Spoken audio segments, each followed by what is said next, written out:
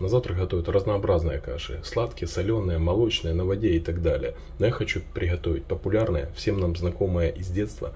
Это овсяная каша. Сегодня одним из них я хочу поделиться с вами. Для приготовления овсянки мне понадобится 150 грамм овсяной крупы. Я уже ее свесил, приготовил. 30 грамм сыра пармезан. Но если нет сыра пармезан, можете использовать любой другой твердый сыр. Щепотка соли, одно яйцо.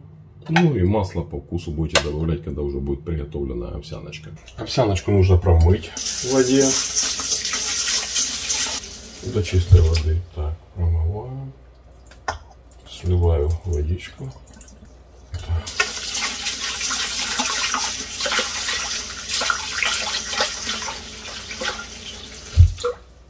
Так, чтобы вода, видите, еще мутная вода.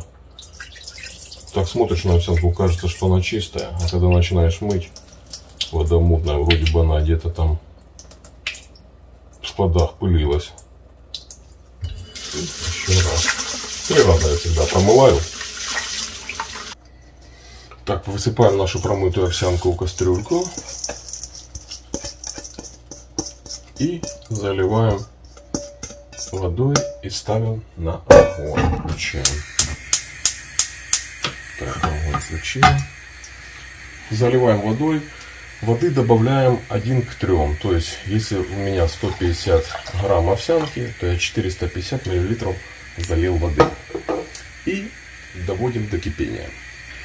Да, и сразу можно овсяночку посолить. Соль всегда я сыплю сразу. Пока вода закипает, натираем сыр на терочке. У меня такая микротерка специально для сыра. И будем ждать, пока закипит овсянка.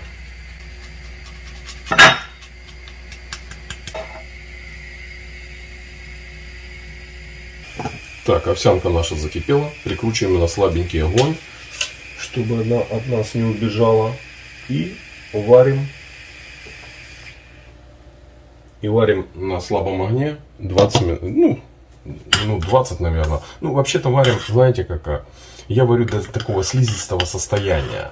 То есть я вот такие каши люблю, особенно овсяные. Вот, немного до слизистого состояния, и только потом мы добавляем уже сыр, яйцо. Так, помешали немножко и накрыли крышечкой, так она быстрее будет кипеть.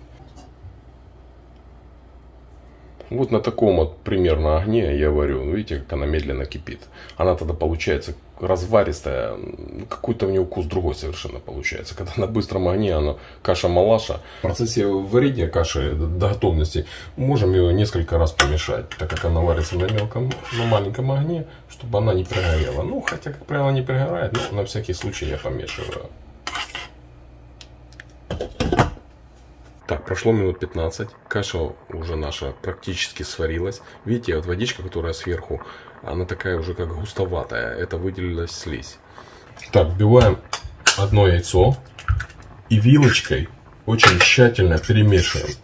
Знаете, чтобы яйцо по каше распределилось равномерно. Знаете, такие ниточки были по всей каше, а не чтобы оно заварилось в одном месте. То есть нужно тщательно вилочкой это все помешать. Ну и желательно быстро, так как яйцо варится очень быстро в этой каше. Так, вот хорошо, хорошо. В однородную массу это все дело смешиваем.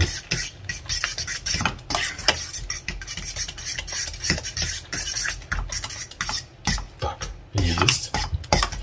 Далее мы добавляем сыр. И также вилочкой очень быстро все хорошо перемешиваем.